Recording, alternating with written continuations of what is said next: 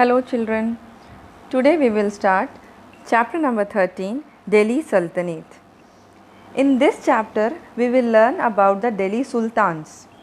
So previously we know that during the late 12th century India was divided into many small states due to lack of unity among the different rulers. So under these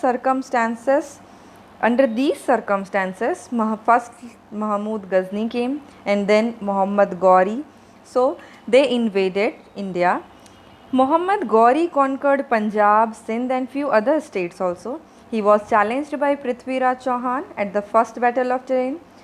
Ghori was defeated into it, but in the second battle, Prithviraj Chauhan killed with the help of his rivalry King Jaichand. King Jaichand helped Muhammad Ghori, that is why they both have killed in the battle, they both have killed the Prithviraj Chauhan.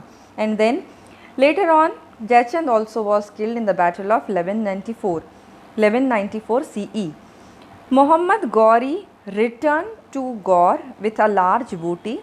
He appointed Kutubuddin Aibak as the deputy in India. So on March 15th, 1206 CE, Muhammad Ghori was killed by Khokhar soldiers and the whole here command came into the hand of Kutubuddin Aibak, and though he was Ghori's slave. So this laid the here establishment of slave dynasty in India.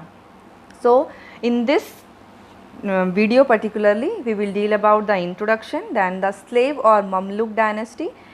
Under it Kutubuddin Aibak, Iltutmish, Razia Sultan, Nasiruddin Muhammad and Ghiyasuddin Balban. So Kutubuddin Aibak will start, and he is the founder of the slave dynasty or Mamluk dynasty, and this begins the era of sultans in Delhi. That is why the chapter name is Delhi Sultanate. First is Kutubuddin Aibak from 1206 to 10 CE. He was the founder of slave dynasty. He is a very strong, has the knowledge of very strong military. He had a very strong kingdom based on the military power. He defeated Yildiz, the ruler of Ghazni, and freed the Punjab from him. Aibak was a great patron of literature, art and architecture. The fine example we can see this Qutub Minar. He built Qutub Minar and Kuwait ul Islam mosque in Delhi. He also built a mosque known as Dhai Din Ka Jhopda in Ajmer. He had two literary gems. One is Hasan Azmi, another one is Mubarak Shah in his court, and he died in 1210. After him, he was succeeded by his son Aram Shah, but he was not accepted by the nobles. Therefore, Iltutmish, the son-in-law of Aibak, so his son, he was the Subedar of Badon. So he was invited to rule by the nobles. So he defeated Aram Shah and became the Sultan.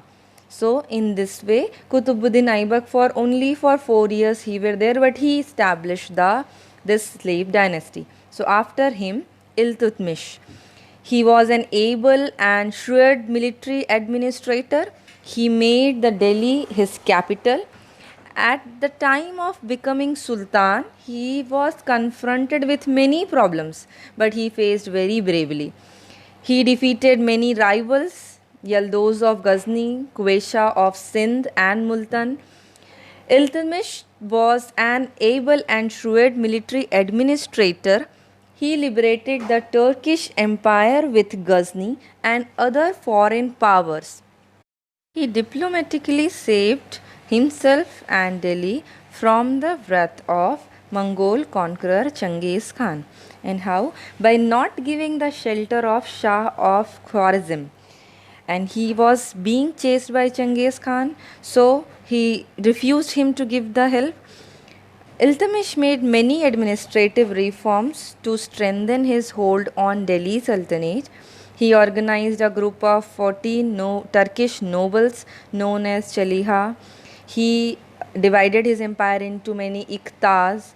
He introduced silver coins and copper coins. Silver coins were known as tanka and copper coin were known as jitals. He also a great patron of art and literature. So he also have a means great gem named as Minazu Shiraz. He was a famous writer and he wrote many accounts of Iltutmish reign. Then two literary persons, Rouhani and Usami, they also graced his court. He was a staunch Sunni Muslim, so he treated Shias as well as Hindus very badly. Due to absence of any definite rule of inheritance, there was always a problem or means confusion for the next means successor. So after his death, he also had this because he had no faith in the capacity of his son to rule. So what he do? He just nominated his daughter Razia as his successor. So after him, Razia Sultan became the next Sultan. She was an able and strong administrator, and after the death of Iltutmish, the noble declared his eldest son Rukunuddin Firoz as Sultan, but he was murdered only after the 7 months. So Razia became the Sultan, but she faced many opponents. She gave higher positions to non-Turk nobles. She was a great military general, was considered as an exceptionally capable ruler. What she used to do, she used to dress up like a man while going on the military expeditions. But she ruled only for the short period of 3.5 years. Then she was killed in a battle in 1240. After Razia, Bahram Shah was made Sultan by the nobles. So after her, that was a short period of time, 3.5 years. Then Bahram Shah became the Sultan. He was also killed in 1242, means only for 2 years he was there, from 1240 to 1242 CE. After that, Alauddin Masood Shah ruled for 1242 to 1266 CE. Nasiruddin Mahmud, 1246 to 66 CE.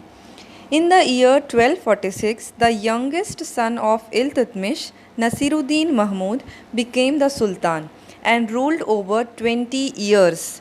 So, in this way, we can see that after Iltutmish, who ruled for 26 years, the next ruler came for a longer period was the Nasiruddin Mahmud. But during his time, Ghiyasuddin Balban was the actual ruler. Though he was only prime minister, but he had the capabilities to administer the whole empire. So, though the Nasiruddin Mahmud did not have any successor, so Ghiyasuddin Balban took over the control. Ghiyasuddin Balban from 1266 to 86 CE. He was a strong and capable ruler. He suppressed all opposition and created an atmosphere of obedience and patriotism towards the Sultanate. He ended the power of 40 Turkish nobles. He believed in complete justice. He did not spare any wrongdoer, whether a common man or a noble. His darbar was very disciplined. Even nobody can talk or laugh without his permission or else face the punishment. He enhanced the prestige and power of Sultan. He safeguarded his frontiers by constructing many forts and posting his best guards there.